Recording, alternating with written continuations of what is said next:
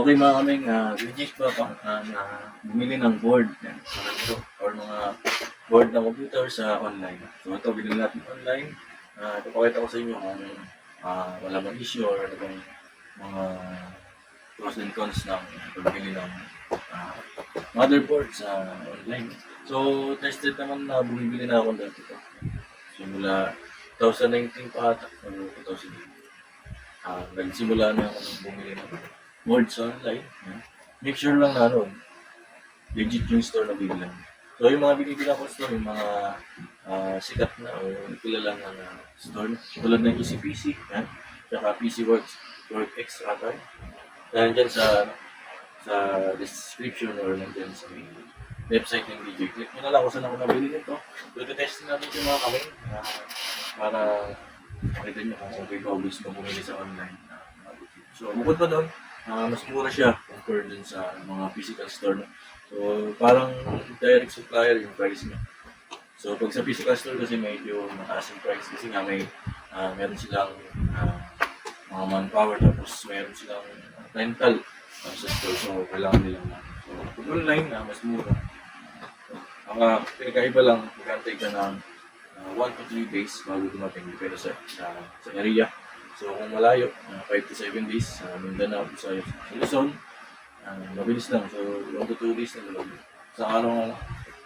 So ang board na nabili ko, Asus Prime, A520M, /K. No? So supported ito yung mga Ryzen 5000 series. No? So ang nakakabit ko dito ay Athlon 3000G. So, re-restingin natin kung display siya or ano mangyayari. So, pag di nag-display, i-update na rin yung price.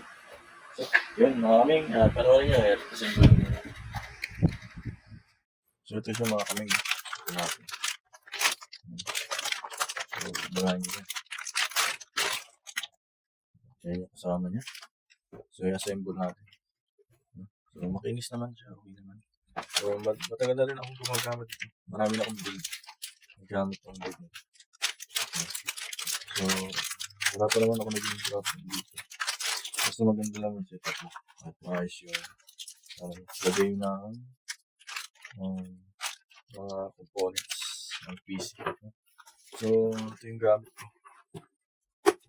Sa mga build ko ngayon, 2025 to 2026. Latest din siya. So, mas maganda kasi siya. Mura lang. Tapos, budget friendly siya. Compare mo na sa B450M. So, mas mura kasi yung ganitong build. Hindi ko lang alam bakit.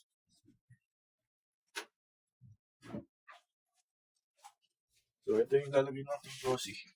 Ayan. Ayan. Ayan ako lang. Ayan na. 3000G at loan 3000G. Ayan. So, ano natin dito. Hindi natin mag-display. So, explore na lang natin. Ayan. Yung sa mga gustong mag-build ng ganito. Ayan.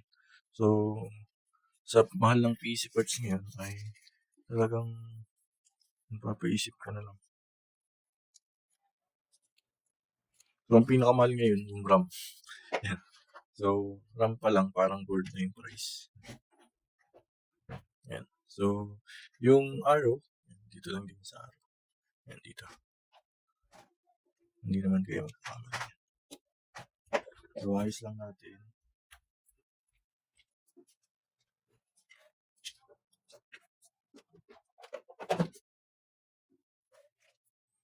Ayan. Okay naman na. Linisin lang natin.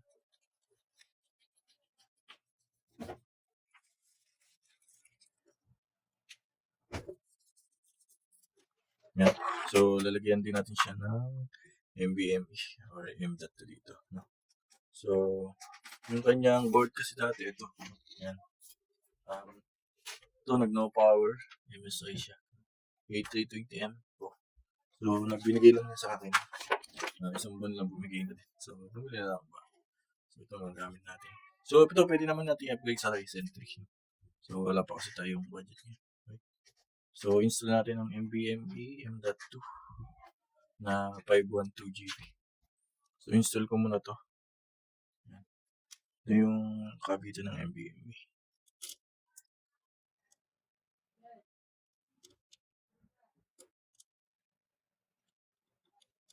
Yeah. So, ang ilalagay natin, ito, Cymer chip, no? Na 512.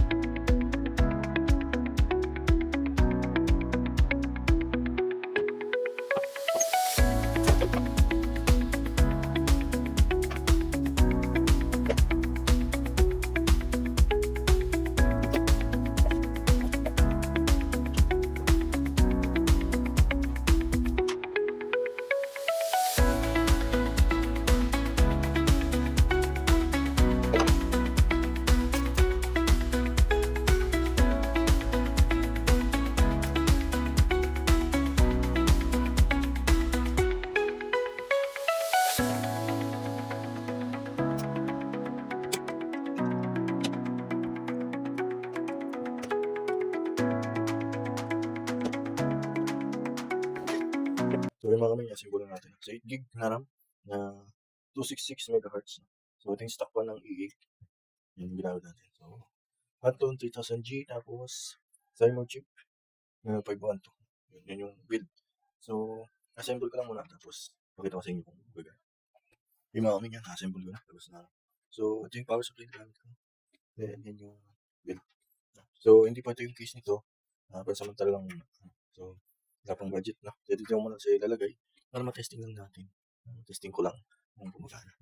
So, okay. Testing natin. Performance natin. Kung okay ba siya. So, yun mga ming. I-open natin. Sa assemble ko na. So, punta tayo ang BIOS. Yan.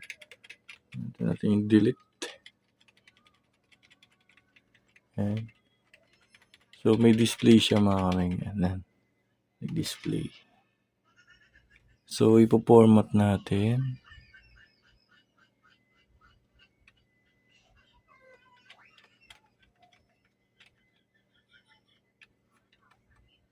Yan yung BIOS, no? So, good naman. Then, F7. Yan, 3000G. Gumana naman siya. So, 266 MHz na DDR4. Then, 512 na SSD. Yan. So, format natin siya.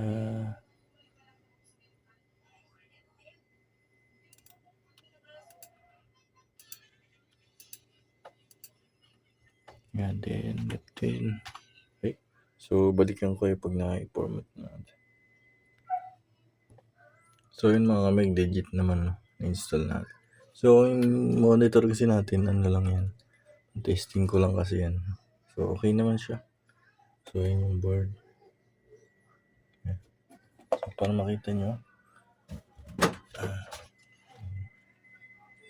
yung board natin.